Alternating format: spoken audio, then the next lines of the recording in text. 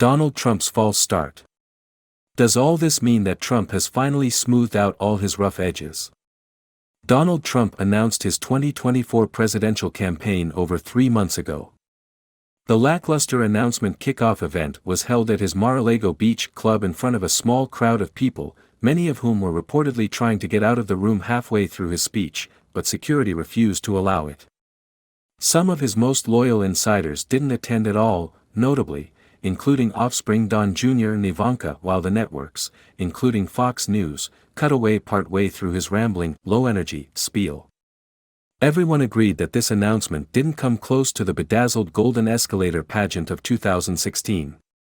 So was that the best the great political impresario could do these days? At the very least it seemed quite clear that he was out of practice. The 2 years he'd spent ruminating over the big lie and attempting to play kingmaker from afar had left him rusty. People were blaming the defeat of the midterms on his endorsements of election denier MAGA candidates, and the whispers of "loser, loser, loser" were getting louder. It almost seemed as if he was depressed, something I don't think anyone has seen before. I had assumed that in order to get his energy up he would jump right into his patented rallies. He'd done a few during the midterm campaign for his endorsees, but they seemed a bit desultory as well. He never does well when he's forced to talk up someone other than himself. But he hasn't done any since his announcement. Instead, he's been holding smaller events in early states like New Hampshire and South Carolina, and appearing as he did this past week at the site of the toxic train derailment in Ohio. It's almost as if he's running a regular old presidential campaign. Is Donald Trump actually doing something different this time? For quite a while he's been putting out videos announcing his various policies for an agenda that Neil Stanage of The Hill reported he cleverly plans to call Agenda 47, since yes, he would be both the 45th president and the 47th if he were to win another term.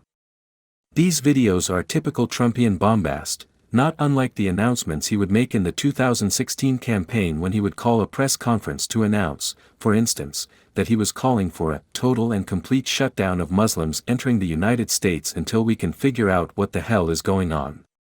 Here's an excerpt of one in which he's discussing education policy, evidently intent upon one-upping Florida Governor Ron DeSantis. That's reminiscent of Trump's famous Central Park 5 full-page ad in which he called for the death penalty and more policing in the wake of the arrest of 5 young men who later turned out to be innocent. He's made it clear that one of his top issues is going to be crime and punishment, with calls for an expansion of the death penalty to include drug dealers and the use of the federal government in all manner of issues that are actually under state and local jurisdiction. He's also put out videos promising radical energy in immigration policies and has taken up the hot new cause of banning ESG, investing, which stands for investing which takes into account environmental, social, and governance concerns. None of them are what you would call a real agenda or a plan. They are more like threats. But it's interesting that he's doing it at all. He's rolling out an agenda in a formal format and putting the videos on his website and his social media platform Truth Social.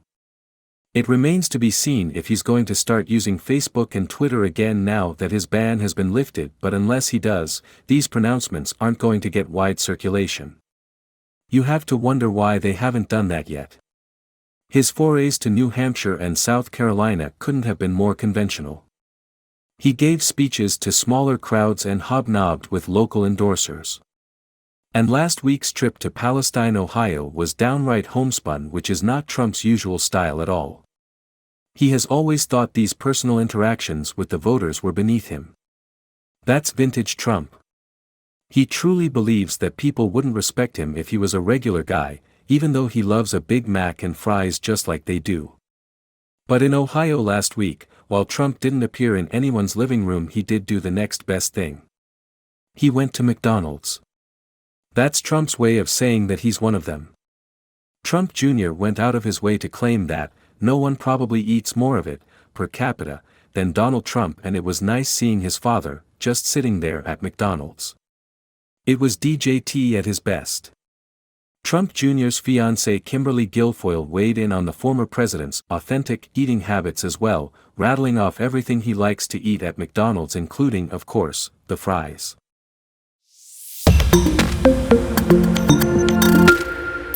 Donald Trump's false start. Does all this mean that Trump has finally smoothed out all his rough edges?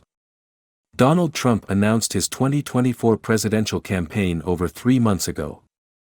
The lackluster announcement kickoff event was held at his Mar-a-Lago beach club in front of a small crowd of people, many of whom were reportedly trying to get out of the room halfway through his speech, but security refused to allow it.